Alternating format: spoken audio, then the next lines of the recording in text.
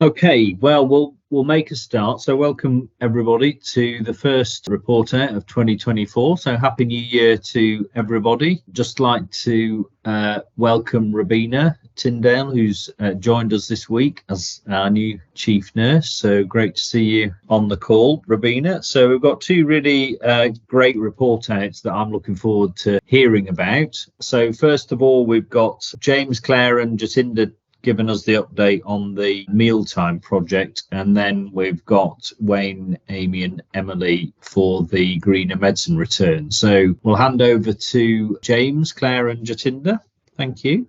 Hello, my name is James Barraclough and I am the process owner for this Kaizen event. I'm also the ward manager on J15. So our Kaizen event was around meal times and we gave it the tagline, empty plates, not empty tummies, which was also our pledge for the nutrition mission, and we actually won the raffle for that as a part of this. So I'll pass you on to Claire, who's also presenting with me for the next slide, please. Hi, I'm Claire, Facilities Supervisor on Gledalwing. So the problem and challenges we come across before we started our Kaizen event was the poor nutrition of patients that is linked to multiple clinical factors, including increased chance of developing pressure ulcers, increased length of stay, deconditioning and poor patient experience.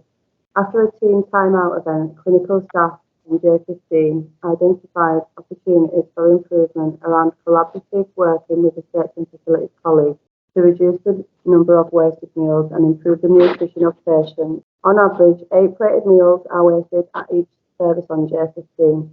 Direct observations have shown there is a diner area which is not being used. There is poor communication in the process, the patient experience, opportunity for improvement and potential more steps to the process that is needed. Operate analysis showed sufficient resources to prepare patients for meal services with some improvement intervention to utilise time available more efficiently. So during the project work that we did, we came up with a revised meal service as a starting point. So what we did is looked at a real MDT approach, so nursing staff and housekeeping staff working together to provide a good meal service. So the first things that we did really around that was we revised a diet sheet that was easy to follow for all staff to communicate dietary needs of the patients. We introduced a huddle before the lunch service where both housekeeping and nursing staff attended. Nursing staff were then sent off to prepare patients for meals prior to soups going out. So that involved making sure that tables were clear, that patients' hands were clean, and that patients were sat up at a time where meals were going to be served. Because what we found is that we were sitting people up too early. So then by the time the meals came around, we had to reposition them again. We also allocated staff to set zones, so they may have 4 patients that they were responsible for each meal time. So they would be responsible then for doing the early preparation, assisting with meals, and then filling in any paperwork afterwards. We changed the way that we gave out the soups, so we give them out from both ends of the ward so that the patients receive them all hot and in a timely fashion. We involved nursing staff in the running of the meals to free up the housekeeping staff to serve drinks, because one thing we found is that patients were receiving drinks after meal service when actually they wanted them with them. So this was the first step that we decided to focus mainly on the lunch, to try and create a model for meal service which there was no room for error. So then we could look beyond with the data that we had and do some more work around patient choice and tailoring the meal service to our patient group. So in terms of data from when we started to the point we are now, so the baseline data, we found 11% of plates were empty, and we had a target that we wanted no plates. So now at 30 days, we've reduced that to 7.1%, which is a 3.5% reduction. What we are finding now more is that it's around either patients are feeling sick because of the condition, or the patients feel like they're overfaced with the meal service, which is part for a different project really. Around patients receiving hand hygiene prior to meal service, we found that nobody was using the hand wipes that were provided with the meal service. We wanted to target 100%, and we have, but we actually achieved that target on day 2, and we've kept that target now at 30 days. So that's 100% improvement. The number of tables that weren't prepared or were overcrowded when we were giving out meals were at 25%. We had a target of 0%. Again, we hit that target on day 2, and we've maintained that target with a 75% improvement there. Patients getting the meals that they'd ordered was only at 57%. We wanted a target of 100%, and we have hit the target at 30 days, but we've made significant improvements to 96% by day 2. So we've made an overall improvement of 43% there. Morale of staff, we found that only 60% of staff felt that we were giving a good meal service on the baseline data. Obviously, we wanted that to be a 100% target, and we've achieved that with a 40% improvement. So the lead time of the meal service, we found that initially that was 125 minutes, and we've managed to reduce that down to 70 minutes, which is a 55-minute reduction. And obviously, that's not a reduction of quality for the patients. It's the amount of staff that are involved is a more tailored service for the patients. So we're doing it more timely, and the patients are getting a better experience. And equally, the time waiting from them being prepared to getting the soups was 65 minutes on the baseline data. We wanted that to be less than 15 minutes, and we've got that down to 10 minutes, which is a further 55-minute reduction. So, as I said, what we wanted to do was make a sort of a template for a really effective meal service that we could build upon. So I'll pass you back to Claire, who's going to talk about where we're going with the project next, beyond 30 days. So our next step, 30 to 60 days. Our plan is to take the learning and model from lunch service and extend this to the dinner service. Roll out the lunch model on the other 3 older wards on level 8. Question and answer sessions to be held with all of the other 3 wards to make them aware of how we do it and what achievement was made from this. Further work looking at menus and patient choices and introducing finger food menus where patients can pick, and some of the data showed that there was outfaced by the food, and there was too much finger foods. There's a smaller menu and more choice. So giving them more choice and smaller meal sizes and portions to what they'll be able to eat and feel comfortable with. And I think that's it, James, isn't it?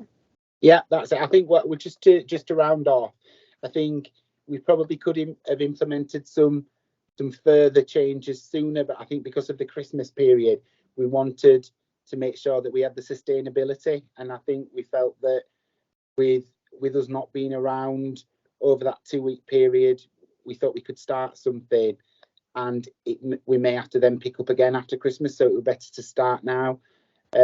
Because one thing that we said right from the off is with meal service in the past, where we've tried to change things, it's sustaining it, and that's something that we really want to make sure that we keep to. But yeah, that's everything. Thank you very much. Fantastic. Thank you very much for that. I think you mentioned about the Christmas break last time. You were planning to kind of avoid that. So I think that's absolutely right. So really great work. We'll have our usual tradition of hearing our next presentation from MMPS colleagues, and then we'll come back to any questions or comments from folk on the call. So can we come to you, Grant? So my name's Wayne, I'm the team leader for this Kaizen event. My name's Emily, I'm the senior sister on J42, part of the Kaizen event. My name's Amy Nettleton, I'm a support worker in pharmacy and part of the process owner of this event. So this Kaizen event is looking at our green medicine returns units and compliance with medicines disposed in those units. So this is our current situation pre-Kaizen event. So we identified that the compliance of putting medicines into the green units of the recognised approved medicines into the medicine return units was very hit and miss. It was very variable depending on what ward you looked at. So we obviously reached out to Emily on J42 to prepare and complete the Kaizen event. So that's our current situation. We won't go through it too much. We went through it on the 30 days. The next slide will show you the value stream map. So the process is a nurse or nursing team would put a medicine into the green unit, medicine returns unit, and Amy, our water support, would go and collect the medicines. We'll manage the medicines for suitability, so return the medicines that can be returned to pharmacy or dispose of the medicines that can't be returned. That whole process took 28 minutes to go find the green unit, empty the unit and sort out the medicines in the labelling room. Then an additional 47 seconds were additionally added on to the process per medicine that we returned. So the whole process for our pre-observations took about 45 minutes in total. So during our Kaizen event, we highlighted a couple of areas where we're going to focus our attentions. Predominantly, it was around education of the nursing teams in relation to what medicines can be put into these medicine return units. So we identified that the ward support, as in Amy, would be able to give some face-to-face training and education whilst he was on the ward in relation to what medicines can be returned that way. And we also thought a positive approach poster saying things that can be put into the returns unit rather than things that can't be returned would be a different approach that hasn't been tried previously. So those are the two things that we focused on. So this slide just kind of highlights what we've done from 30 days to now at 60 days.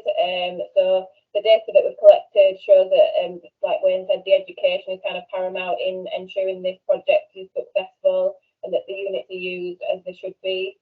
Further data analysis, which we've collected, is against the baseline data. So we have that data again at 60 days, which we'll show further in the presentation.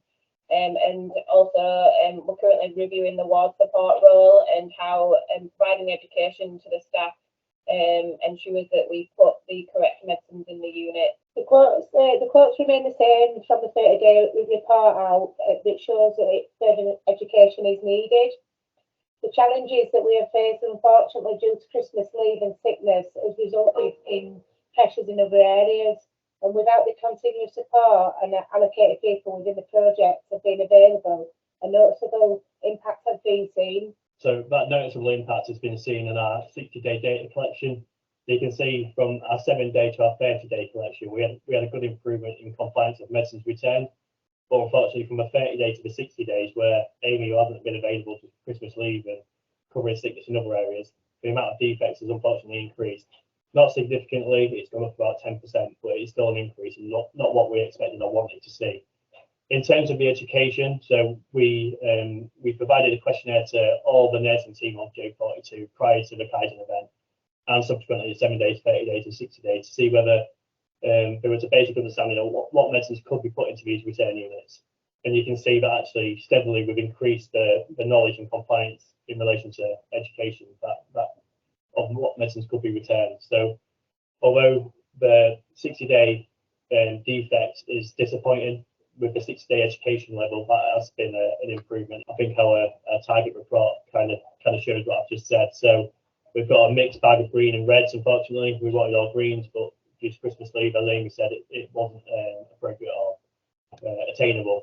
But we've recognised that, and we've highlighted that in our next steps, which I'll pass back over to Emily. So following the results and our analysis of the data, our next steps, we're aware that there's further projects going on in MMPS around the green recycling unit.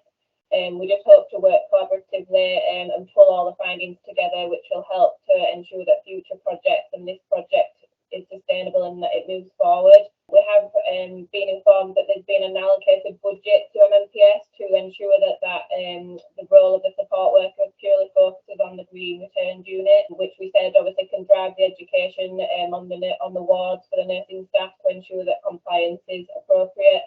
And also this would enable the return process to be involved in part pack returns, which from our Kaizen event highlighted that there could be a potential of a 1 million saving per year based on part pack returns, which unfortunately we've identified that currently we don't have the scope to provide this.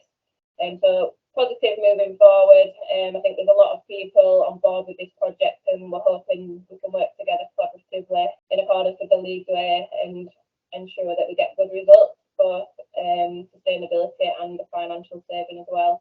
So that's our summary. That's our presentation finished. Brilliant. Thank you very much, Wayne, Emily, Amy. Really great presentation. And also, I think really helpful reflection on that sustainability challenge for a project, particularly over kind of periods of leave and whatever else when you're getting going. So that's great. Two great presentations. Thanks to both teams. Let's open it out then for questions and comments from the audience.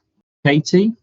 Thanks. Both really good projects. Just wanted to say a little bit more just about the Mealtime one, just because I had a bit closer to that one. Well done for sustaining it. And I know that some of that's come from Gemba Walk's post the event. So I know that Claire and James are present a lot, helping keep that PDSA approach going and overcoming any little barriers as they go. So truly, really using that Gemba Walk approach. So really, really great work.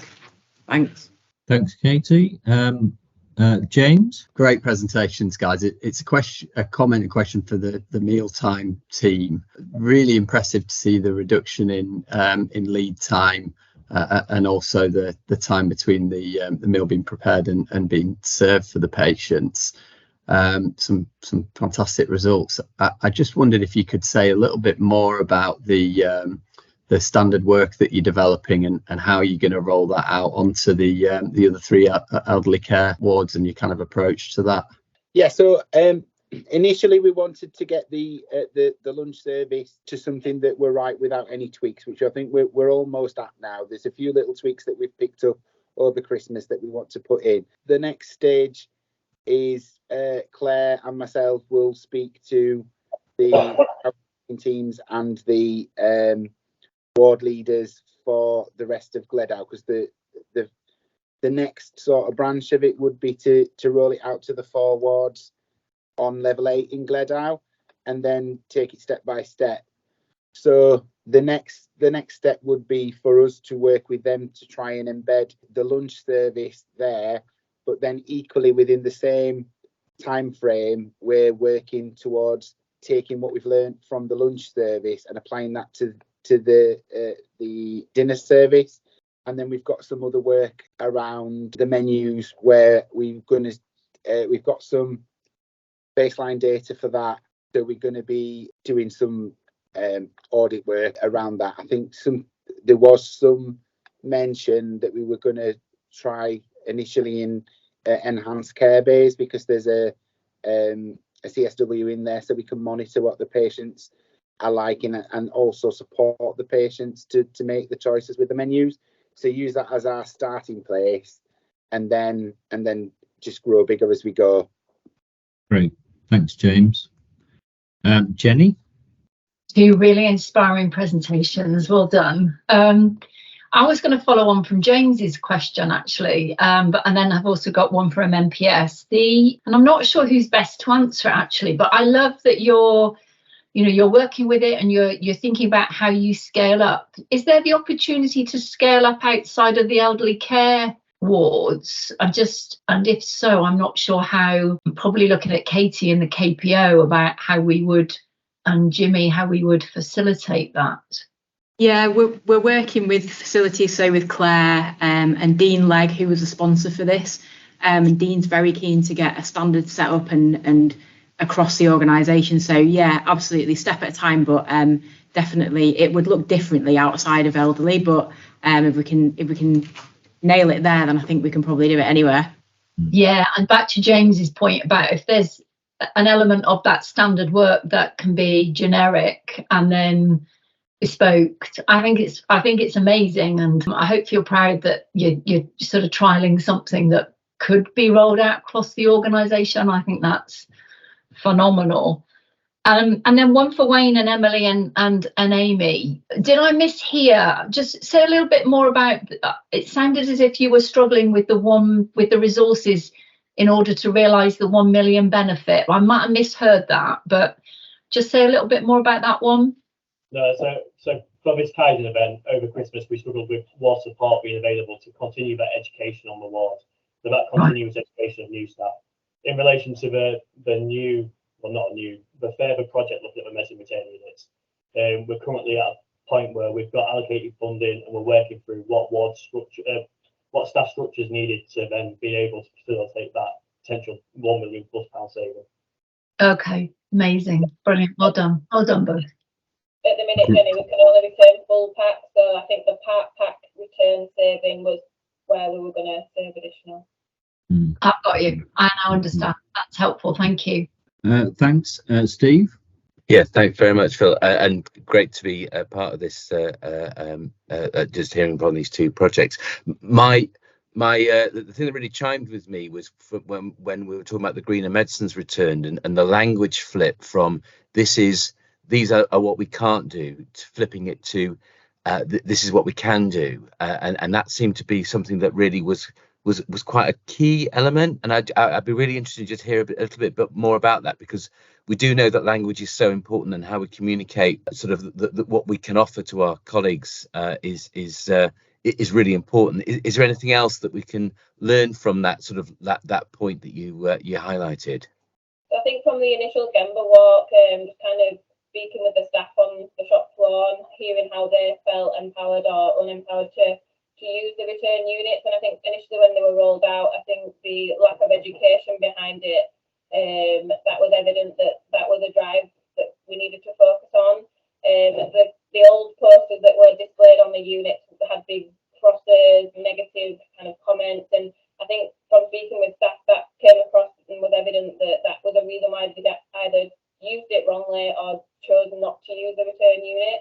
So I think, just like you say, flipping that on its back and ensuring that a positive remark, positive comment, more effective colours on the units, I think that empowered staff, and obviously repeating that data and speaking with staff again, it was evident that change was effective and it did empower them to use it more effectively.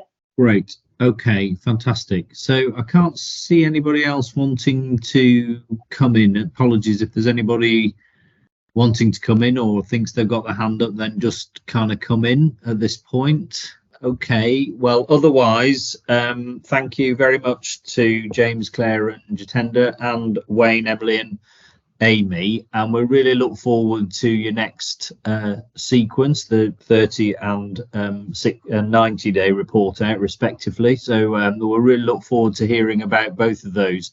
Brilliant examples, both for patient experience, but also thinking about that kind of process improvement and speaking to several of our annual commitments. I think what's really encouraging is that both pieces of work really kind of connect well to what we've been working on collectively in the organisation. So great use of the methodology, great examples of teamwork and engaging staff, and most of all, great success, I think, for patients, and great honesty from both of you about the challenges and the pressures around service delivery and sustainability of improvement. So well done, really well done. Keep at it. Great teamwork, and we'll look forward to hearing about your next report outs in a month or so. All right, end of report out. Thanks very much, everyone. Cheers.